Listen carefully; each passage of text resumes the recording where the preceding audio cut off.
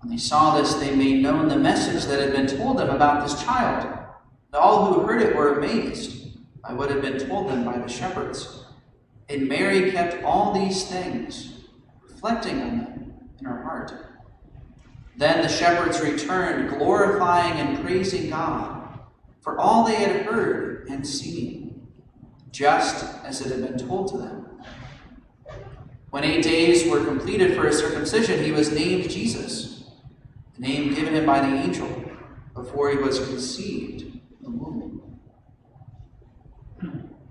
The Gospel of the Lord. Praise to you, Lord Jesus Christ. Today is the feast of Mary, the Mother of God. Mary, the Mother of God. And when you hear that phrase, right, an automatic question should come to your mind. How can we say that Mary is the Mother of God? God existed long before Mary did. So how can we say that Mary is the Mother of God? This is the exact question that a heretic named Nestorius was asking around the year 431, for which the church held a council, the Council of Ephesus, to discuss this question. This is an example of something that we as Catholics believe about doctrine and about theology, that our doctrine develops over time. And when we say that our doctrine develops over time, we don't mean that we make things up. What we mean is that the Christ event, right, him coming to earth and saving us and establishing his church, that it is mysterious, and in many ways it is very difficult to comprehend and understand. And so it takes time, right, to clarify some of these things. And you may be thinking that this question about Mary being Mother of God, you may think, what's the big deal? Well, oftentimes it is a big deal when these confusions arise. In the Acts of the Apostles, the first book of the New Testament after the Gospels, there arose the very first disagreement among the apostles. Anybody remember what it was? It was about circumcision, which obviously would mean a lot to many of us, right? If circumcision was still required, right, in order to convert and be a Christian. Another time where there was a big disagreement that came up was in the 200s AD, when the church was being persecuted under the emperor, I think it was Diocletian or Decius, I can't remember the exact name. But there was a controversy that broke out in the church. And it was about people who had abandoned the faith, people who had apostatized in the face of persecution, especially priests and bishops. The question was, should those people still be allowed to be priests and bishops? Or what about all the people that they baptized in their years of being a priest and a bishop? Are they now invalidated because they were not true Christians?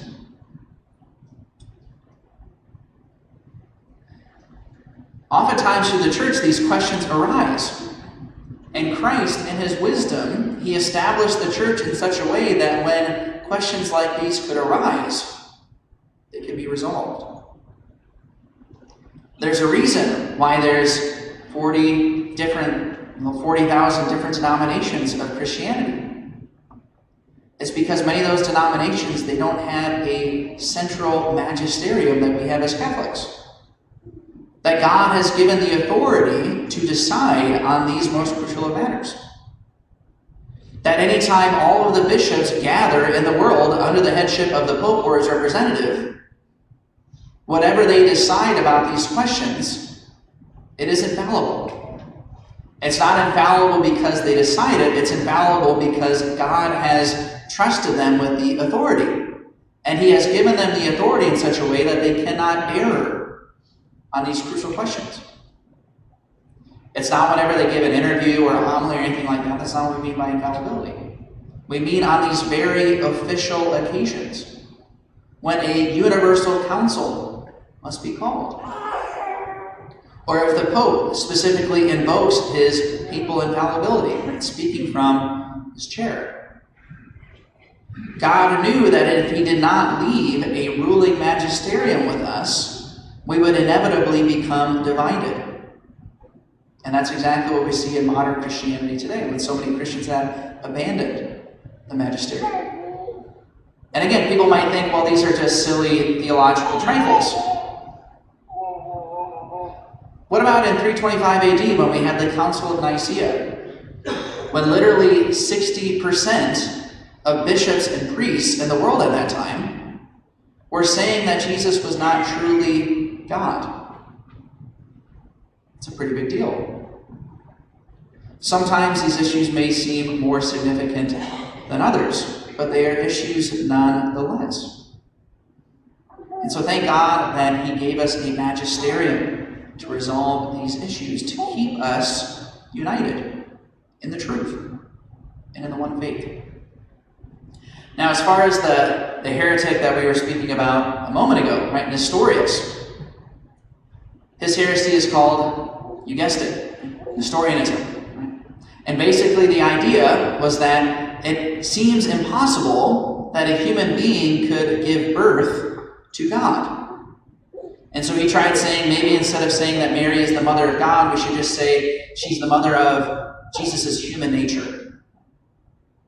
She's just the mother of the humanity of Jesus. And he started making this divide.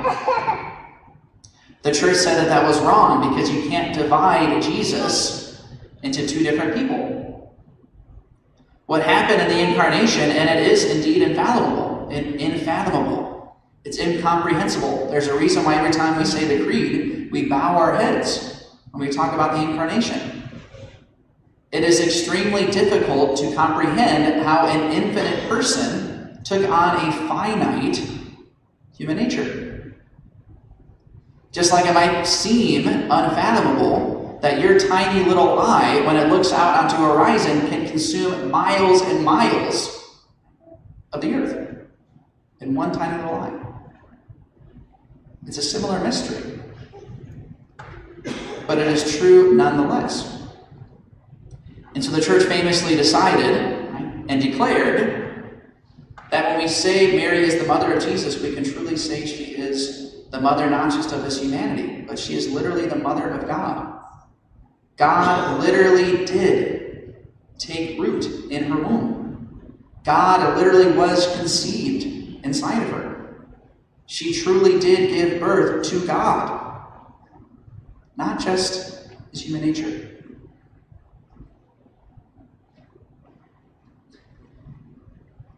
Again, if this may not seem interesting to you, I'm sorry.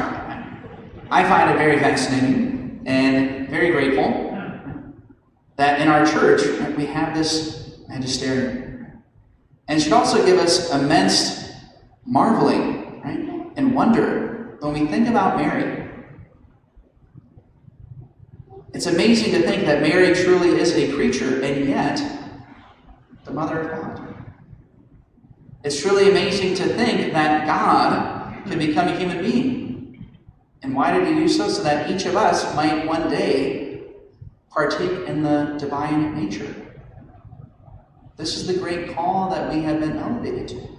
The great destiny. And I'm asked today when we say the creed, we should marvel when we bow our heads at the grandeur and the mystery of the Incarnation.